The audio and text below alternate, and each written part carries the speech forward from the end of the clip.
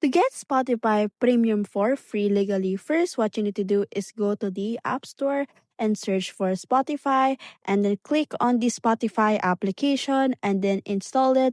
Or once you have already installed it, click on the open options. Now you will see there sign up for free.